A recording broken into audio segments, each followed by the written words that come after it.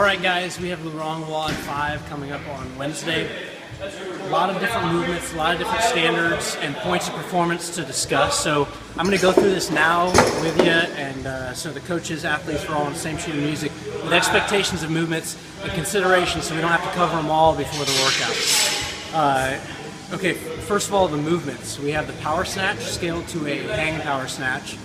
We have pull-ups scaled to ring rows, ring body rows. We have box jump, and we have kettlebell swing. So let's talk through these one at a time, starting with the power snatch. The common theme you'll see through all these is organized brace midline, butt, belly, shoulders maintained throughout the movement, beginning to the end and everything in between. Power snatch. First I'm going to demonstrate the movement, talk through the points of performance and how we're going to instruct it, and then talk about scaling to the hang power snatch. Okay, so you got one more round.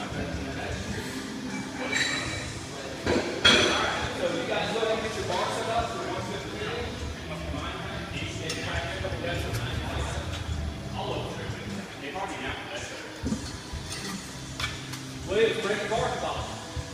Break the bar top. Give me 5 more like this. Every time you're coming through, you're bending your elbow.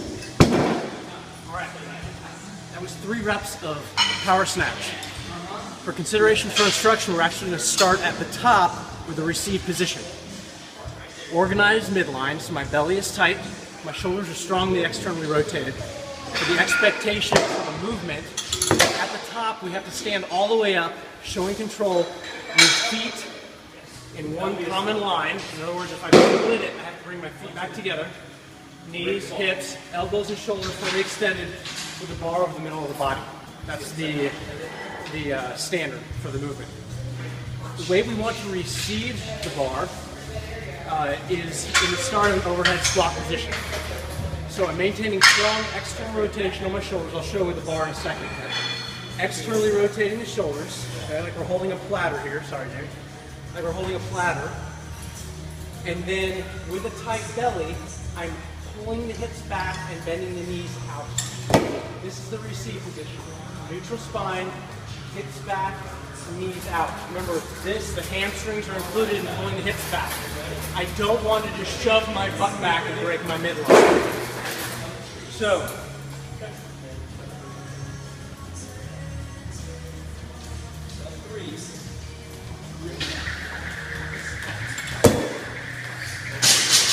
receive position. My feet are squatting width, toes forward, strong external rotation of the shoulders. I'm twisting them and pushing up. With the belly tight, I bend at the waist as I twist my knees. This is the receive position, and then I stand in control. Receive and stand.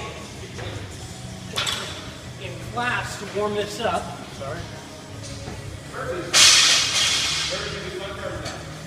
with an empty bar or PVC, we can start the overhead position with our feet together, and we will jump and land to the correct receive position. Stand, reset, jump, and land.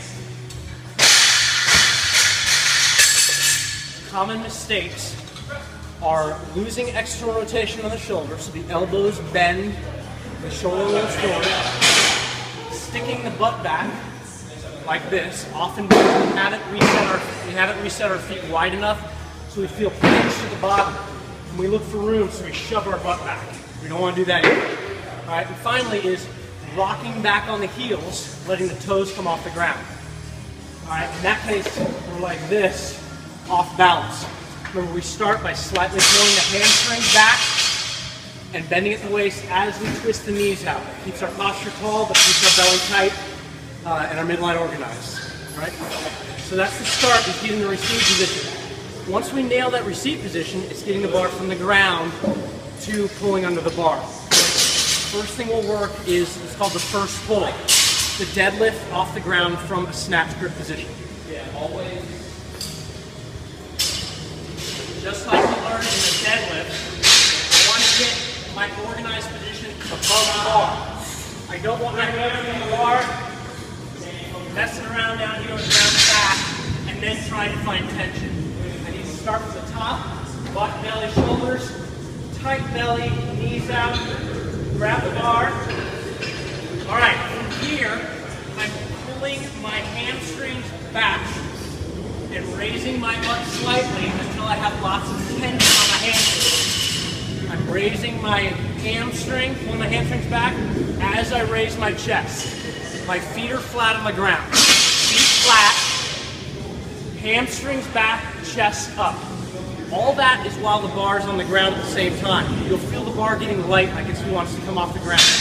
Once you have that tension, we stand by continuing to pull the knees and the hamstrings back as we raise our chest. It looks like this.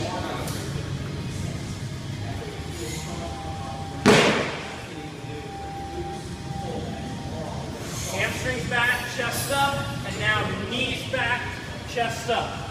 Bar goes straight up and down. Also note that I'm not looking up here like this, okay? My neck is neutral. The wider I can twist my legs, the taller I can keep my chest. All right, that's the first pull. We continue that pull until the bar is above the knees, about the middle of the thigh.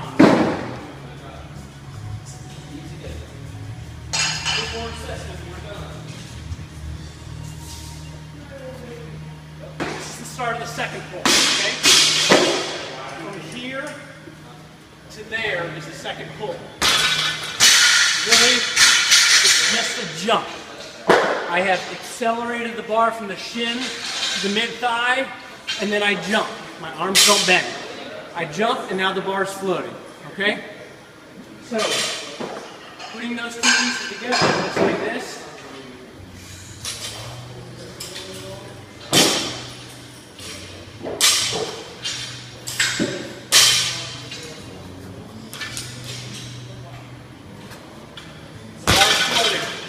The bar's floating, okay? The last part is the transition, getting the bar from floating to pulling myself into that received position. We do that by pulling ourselves under the bar with our elbows out and back. Pivot our elbows under and push up. You're not really going to be pushing the weight up because you'll be getting under the bar. Okay?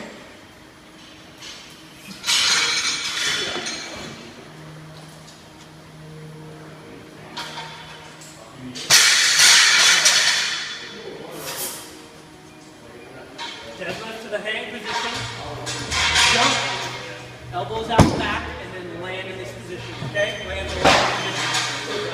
From the hang, it looks like this.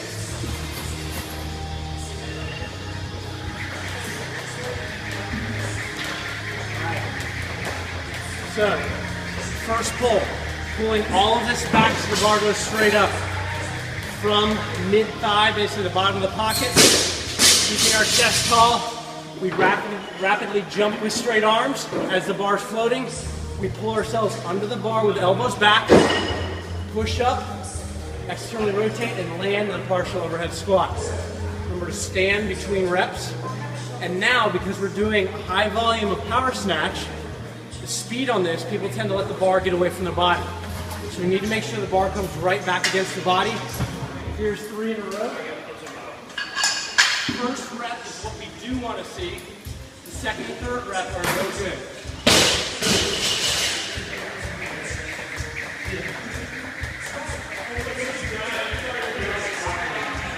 Hips, back, knees out, touch, and go.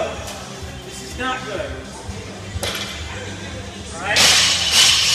Distance between me and the bar, I'm not set. There's no tension in my midline or my hamstrings. Bring the bar to the hips, bend at the waist, knees out, load for the rep. The scaling for this requires weights that don't let bumpers touch the ground. The scaling is listed as a hang power snatch from below the knee at mid-shin. Hopefully your shins are below your knees. Alright, so assuming it's an empty bar, everything applies with this taught, except each rep, you'll pull the hamstrings back, bending over at the waist, hamstrings back, knees out, bar goes straight over the knees to here, and then we go again. There's no need to pause there. Down, right back up. Notice I'm not shoving my knees forward to get the bar up. I'm pulling my hamstrings back. All right, movement 1, that's the longest. It'll get shorter from here on out. Okay, any questions, Jamie? We're good, okay. Next is the pull-up. I'll demonstrate and talk how we're going to adjust.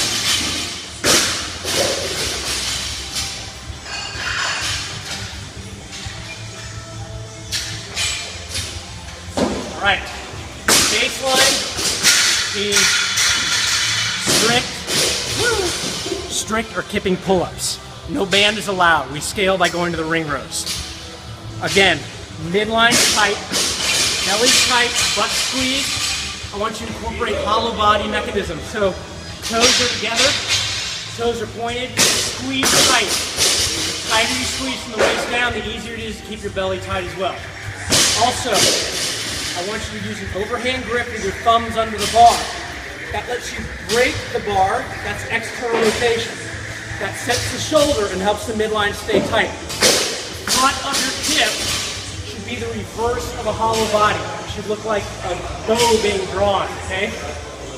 Externally rotated, tight belly. I come forward with my hips, but I don't break here at the midline, okay?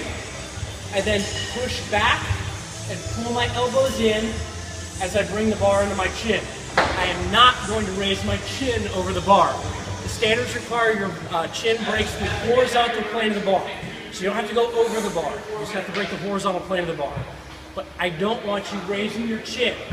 That breaks your midline, softens your shoulders, and you're going to clunk, and now your shoulders and lower back are going to hurt from these pull-ups. Okay? You can also do a butterfly. Absolute same mechanism, okay, for the pull-up, except we may have more of a lean back at the top. That's totally cool. Still don't need to raise your chin up to get there. Right? That's the pull-up. One more time. Kip. This is the kip we're looking for, okay? Release the neck to the front, right back into the kip. Come on, all right, this is how we're going to scale for the pull-ups. Level 1 uses ring rows. Level 2 and 3 use pull-ups. All right. For the standard, heels have to be on the ground, and you're not allowed to sag your midline or tight your midline at all. Okay. Here's a demonstration of some good reps.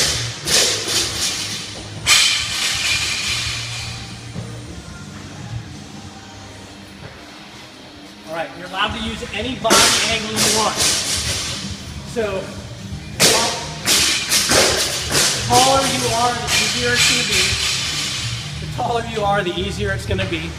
The more you lay back, the harder it's going to be. The rings must touch your chest at the top of each rep. Heels have to be on the ground.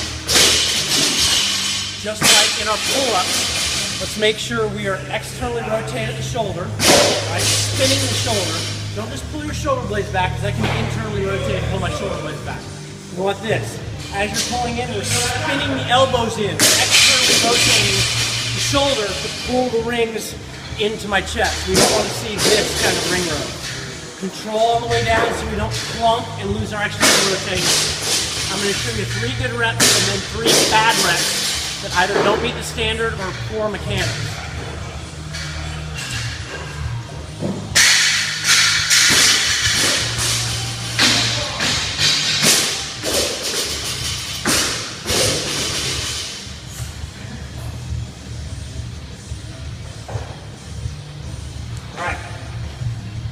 Those are exaggerated enough to make the point.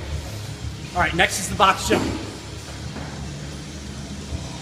Okay, jumping mechanics are the same as the way we get from the mid-hang in the hang power snatch or the power snatch from here, the second pull, to the jump position. Feet stay flat. Don't rock back on your heels. Don't wiggle your toes. You can't slam dunk from your heels, okay? Feet are planted firmly. Belly's tight, butt's tight. Pull the entire hamstring back. Take a bow as you spin your knees. This is the start of the jumping position. This is not, okay? As I start my jump, I continue my knees out and pull them back to start my jump. You don't want to see this to start the jump. You're flapping in the knees. All right, so I load, I jump, and I land the same way I loaded. Hamstrings back, bow and knees out. You must stand a full hip and knee extension at the top, and then you can jump down or step down. Notice that whether I jump down, jump, step up, whether I jump up or step up, either one, my feet stay pointed straight ahead. You don't want this. That's going to contribute to the knees coming in. Same thing with a land. Watch me from the front now. Knees out, toes forward, tight belly. Stand, and then jump down. As I jump down or step down, I'm still keeping toes forward. I'm not letting any wobble of the happen. All right, you can step up or jump down or step down, but both feet have to start on the ground. All right, I don't know how you do that otherwise. Okay, anything I'm missing for box jumps you can think of? All right. Last one is the kettlebell swing. So the ladder goes up, 40 kettlebell swings in the middle, and then we'll go back down. For the kettlebell swing, I'm gonna make some caveats for CrossFit Hampton rows. So in the snatch, at the top of the power snatch, I said the bar has to be over the middle of the body. That's really over the middle of the foot, the frontal plane. With our hands wide on the bar, most everyone has a shoulder mobility to get their elbow locked, the shoulder externally rotated, and the bar over the middle of the body with a snap. When we bring our hands in, the kettlebell, a lot of people don't have the mechanics to get their elbows straight, shoulder fully extended, and the bar over the middle of the body.